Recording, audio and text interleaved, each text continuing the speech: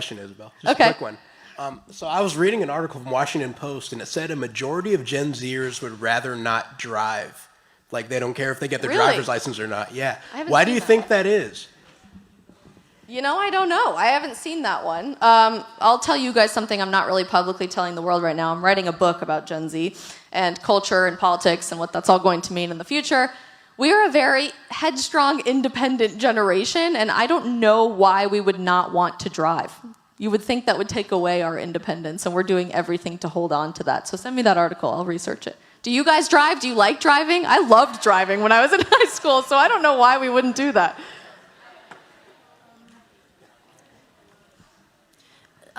And say your name. I'd love to meet you guys. Hi, I'm Serenity. So I've been taking some psychology classes and reading that there is a rise in anxiety in our generation that could be leading to that lack of inclination to drive. Yeah.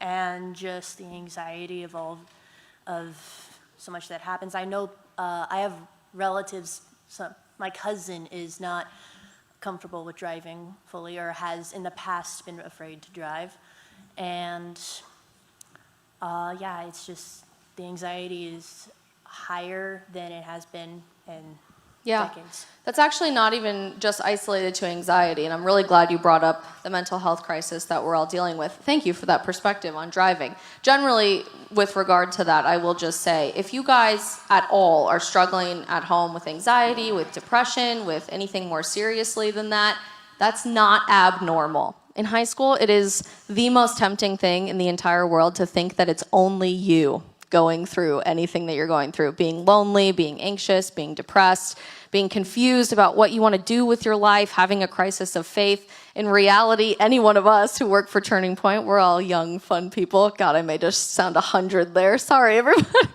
But we can tell you when we were in high school, every single one of us dealt with those things too. So know that you are never alone, and there are always people who are sharing those experiences with you. We're doing everything we can on the content creation side of things with my friends that I work with to end suicide within Gen Z. There's a whole campaign going on right now that Gen Z will be suicide-free, and to combat the mental health crisis any way we can. So I'm always a resource if you guys need me. Okay. Hi, I'm Aubrey. What can we do as high schoolers to make a difference in politics and to our peers around us? Great question. Raise your hand if you think genuinely you will make zero difference at all in American politics as one person. It's a pretty common feeling, and I used to feel exactly the same way. Gen Z, though, is already the driving force of what the future of politics is going to look like in America. 52% of us that are registered to vote are registering as independents. So right now in Washington, D.C., where I used to work for the U.S. Senate and the White House under the Trump administration, people are freaking out about Generation Z because we're doing the one thing that everyone in America suggests we shouldn't do, and that is dare to think for ourselves. Dare to think critically, be naturally skeptical, and be a group of people to be won over. We don't want empty promises on campaign trails anymore. We don't want to just be somebody who casts a ballot every couple years and then doesn't do anything else about it. There are a million ways that you can make a difference, and our generation is already proving that. Get involved with your Turning Point USA chapter or another organization that shares your values. Start a protest for something going on in your community and contact the local news about it. Start posting on social media. If you had asked me when I started this journey right after my college graduation in 2019, if I would have the opportunity to have 20 million people look at a video across platforms that's 30 seconds long about something going on in politics, I would have thought you were crazy. But the truth is, social media and independent content creation and us sharing our values is infinitely more impactful than any of the cable news networks that your parents throw on in the background. So it can be something as simple as raising your hand in class and challenging something that your college professor might say, hosting a club meeting or organization on campus, or posting things on social media. You never know what that impact might look like. My name is Sebastian. Hi, Sebastian. So my question, I think the term wokeness and woke is thrown around quite a bit today. Yeah. And we heard, I heard a few other people who were there too at Charlie Kirk's event a couple weeks ago.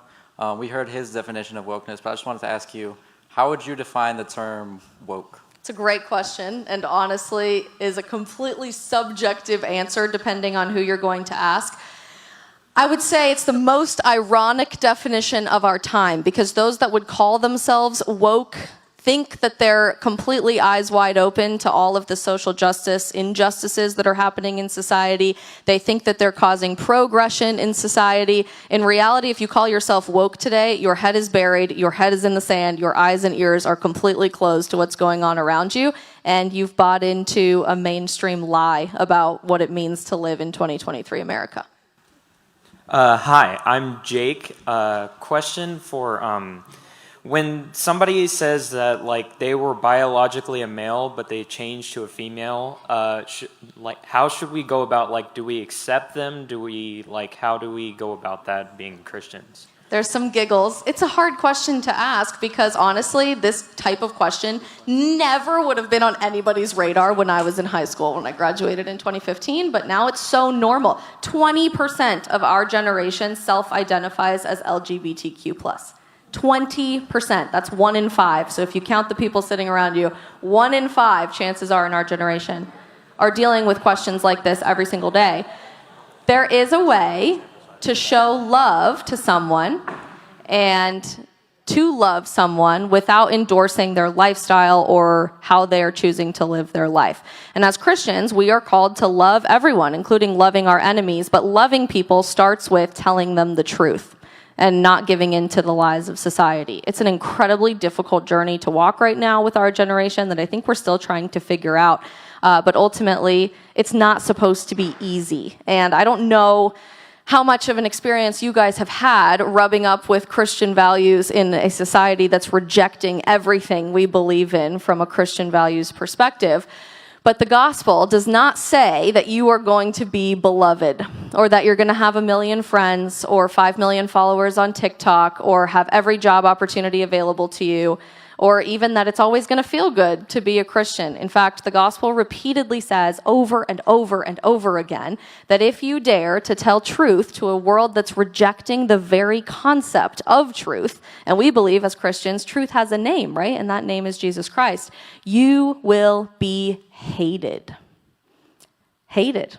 You'll be persecuted. Your safety might be threatened. I experience that on college campuses all the time. You probably saw the story of a young woman named Riley who was punched and repeatedly assaulted this week at San Francisco State University at one of our events. You might lose your job. You might have friends or family members choose not to have a relationship with you anymore. You'll probably get an F in a college class at one point or another if you say that God is the creator of the universe.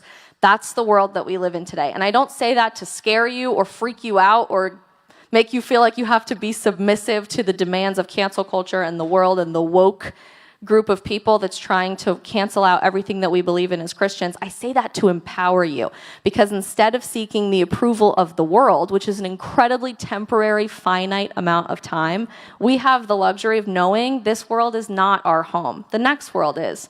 Life goes extremely fast, and the demands of culture change every 5 minutes.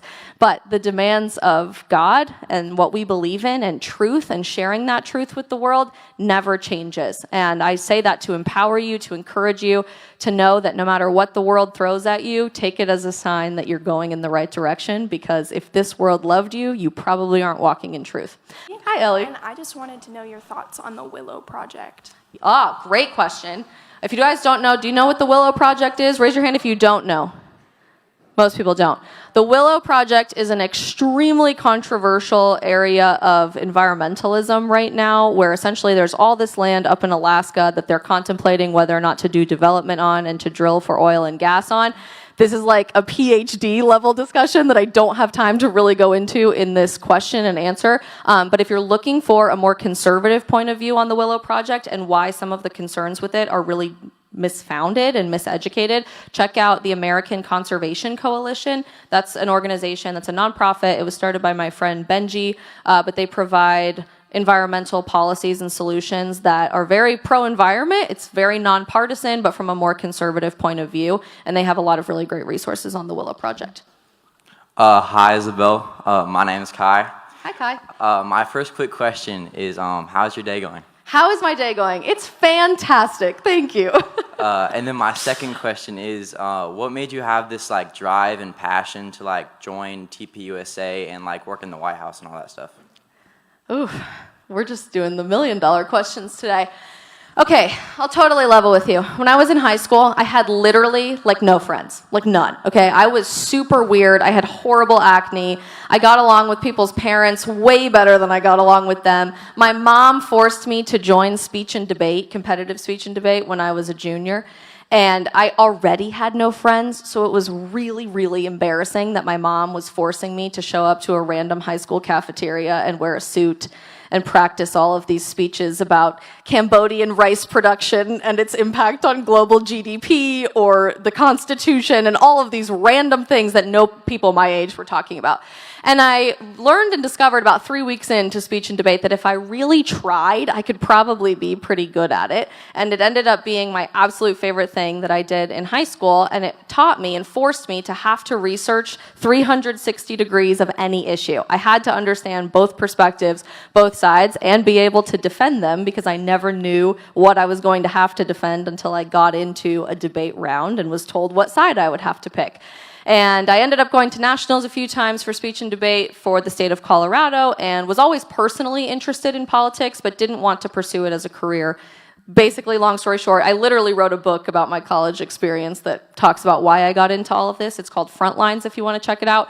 But I was in the midst of organic chemistry and anatomy and cellular biology and was spending a lot more time talking about my professor's political opinions and why the First Amendment needed to be rewritten and why the Constitution was the worst document of all time, apparently, than learning objective truth and learning science. And I knew statistically, in a campus of 33,000 people, there had to be other people who agreed with me, and I wasn't alone in my values. So I started a TPUSA chapter, a lot like this one, on my college campus, hosted a few big speakers like Charlie Kirk and Candace Owens, her first ever speaking event on a college campus, Dennis Prager, who later would become my boss at PragerU, got violently attacked by Antifa. This is the 30,000 foot level of the story. But discovered our generation is really hungry for dialogue and really hungry to challenge our perspectives. And overwhelmingly in culture, from entertainment to education to social media to broadcast news and journalism to politics and even in many aspects the church, the left controls every aspect of culture. And we're looking for something to be countercultural, to challenge the narrative, to be a little bit punk rock. Turns out the most punk rock, countercultural, cool thing you can do in 2023 America is to be a traditional values conservative. Who knew? So I fell in love with that and fell in love with advocacy for my generation, started doing that on social media, and here I am a few years later. Cool. Thank you guys so much. If you ever have any questions, feel free to reach out to me on social media. Don't back down, even when culture starts throwing everything at you. Loved spending some time with you today.